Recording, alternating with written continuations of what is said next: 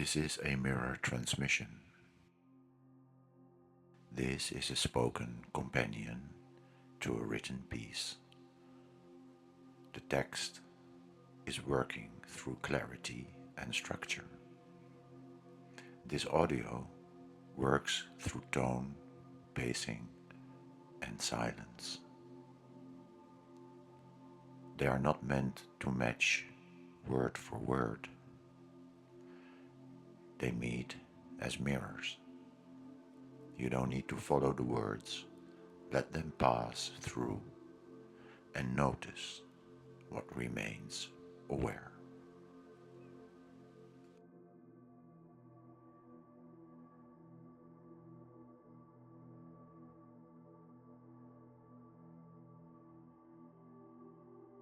Surrender, mirror, truth. The mechanics of immediate awakening, without belief and without hierarchy.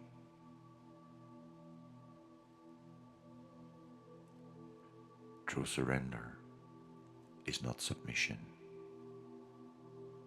It is the moment the inner argument stops.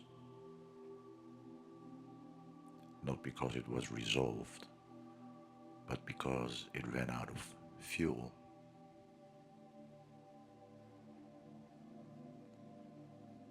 Surrender begins where resistance no longer makes sense.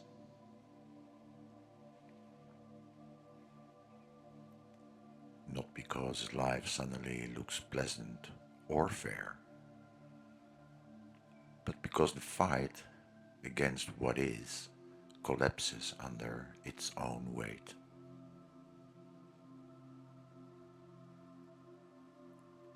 In that collapse, something quiet becomes available.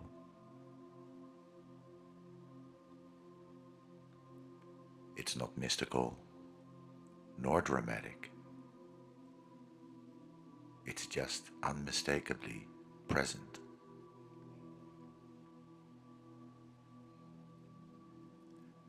This is where awakening actually starts.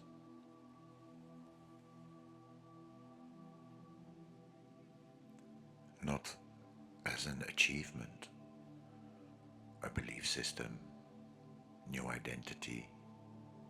No.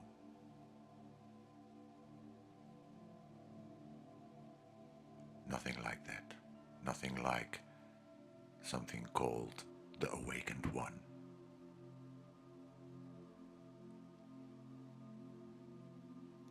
Just simple absence. The simple absence of inner friction.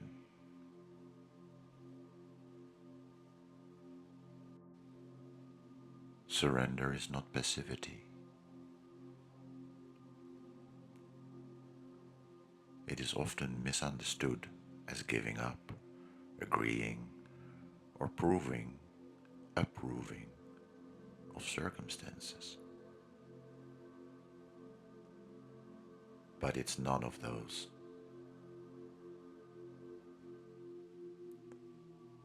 Surrender is the cessation of internal commentary that says, this should not be happening.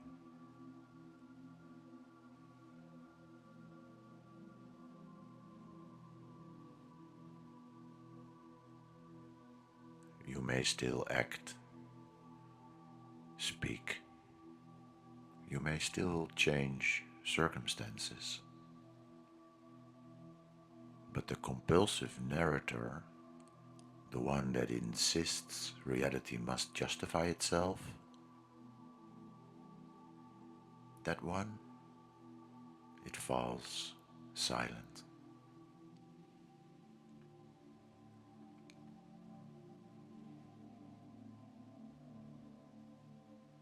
In that silence, action becomes clean.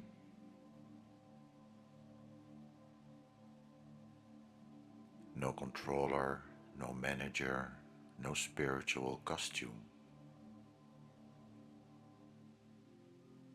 Just movement, arising from stillness.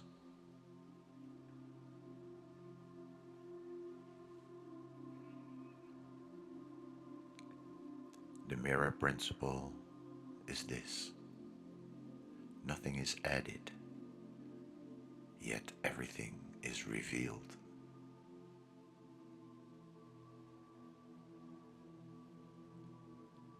The mirror does not teach, it reflects.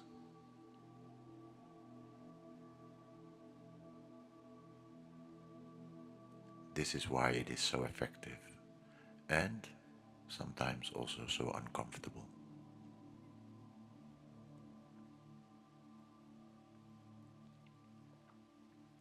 The mirror offers no comfort stories, no spiritual hierarchy, no promise of becoming better later.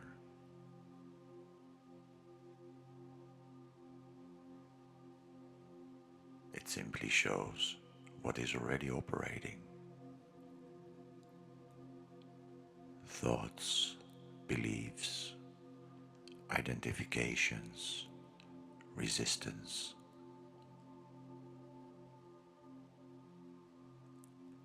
When suffering is present, the mirror does not ask why, in a psychological sense. It is asking a much sharper question, really. That question is, who is aware of this experience right now, in this moment, right here, right now?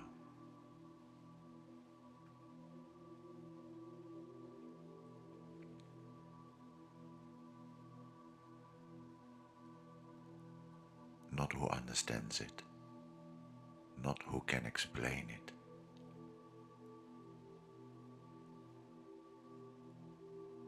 but who is aware of it.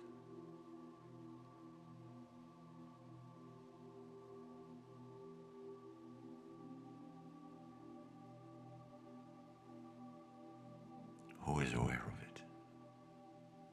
That question is not meant to be answered conceptually.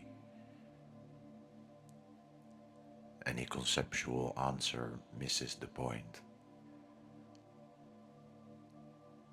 The question is a blade, and it cuts attention away from the story and back to the seeing itself.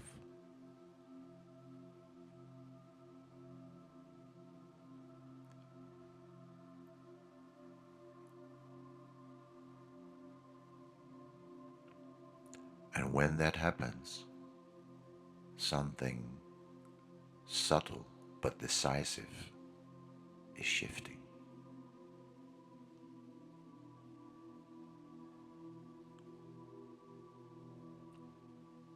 Truth is not a position. Truth is not about being right, not about winning arguments, or about choosing the correct worldview, dimension, timeline, or even political side.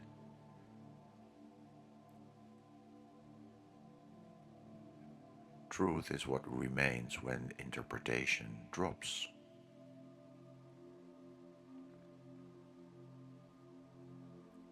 The meaning we give to anything.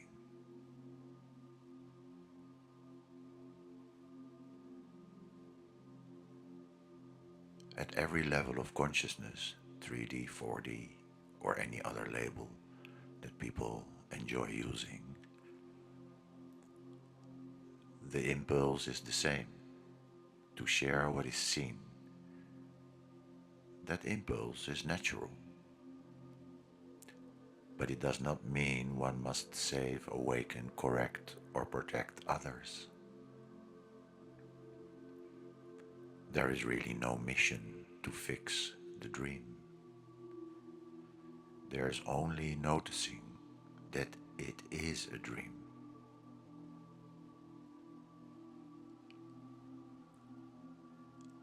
And once that is seen, sharing no longer comes from urgency or superiority. It's coming from resonance.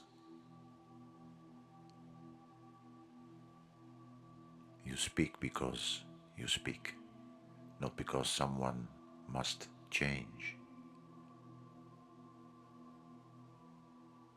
There is no desired outcome, no hierarchy, no teachers, no dependency. Immediate awakening does not require gurus, initiations, lineages, or approval.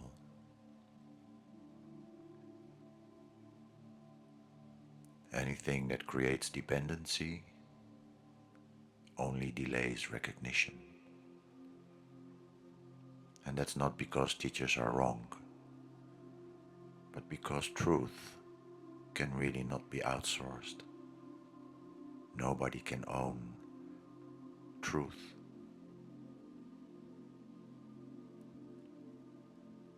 The moment someone becomes an authority over your seeing, the mirror is obscured.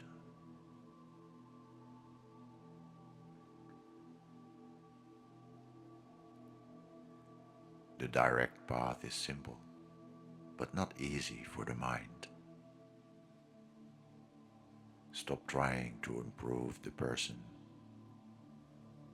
Stop negotiating with experience. Stop waiting for a future state. And notice what is aware now.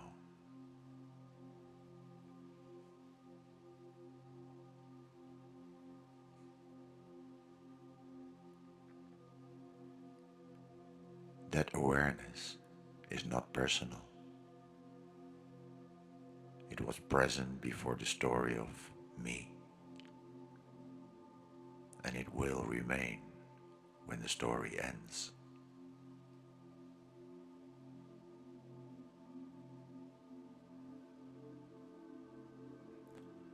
The mechanics are really impersonal.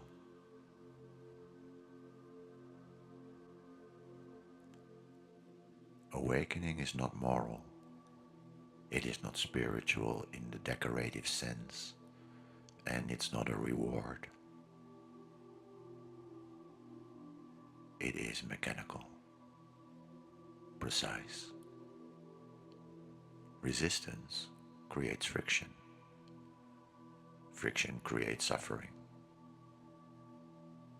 Seeing ends resistance, not by force, but by irrelevance.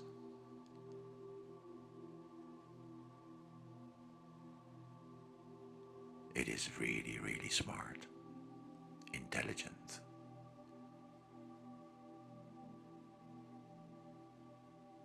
When this is seen clearly, fear loses its authority. Not because fear disappears, but because it is no longer believed.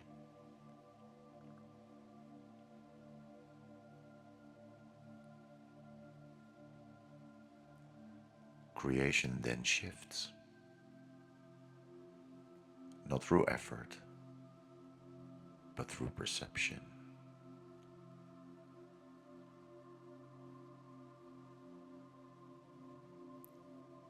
You stop creating from fear and start creating from clarity. Not as a practice, but as a consequence.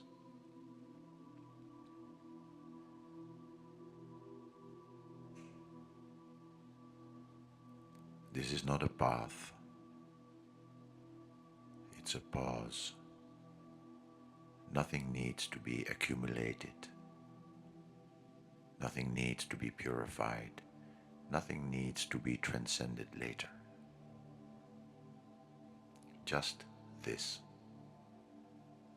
A pause in the inner argument. A softening of the grip. A willingness to see without conclusion.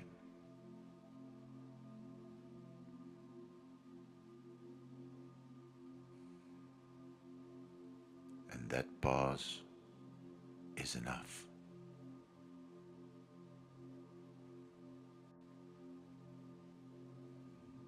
Everything else is commentary.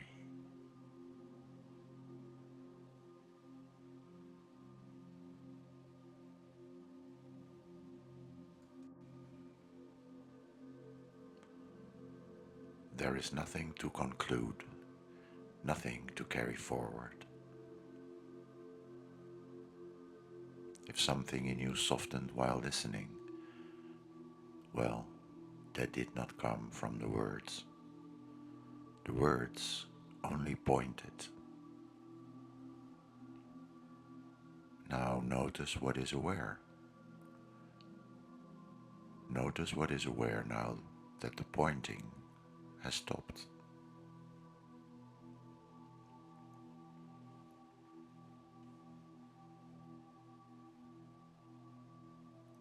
No instruction, no next step. Just this.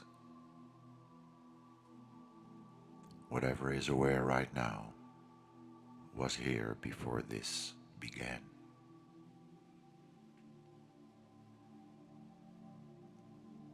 The mirror doesn't close, it simply stops speaking.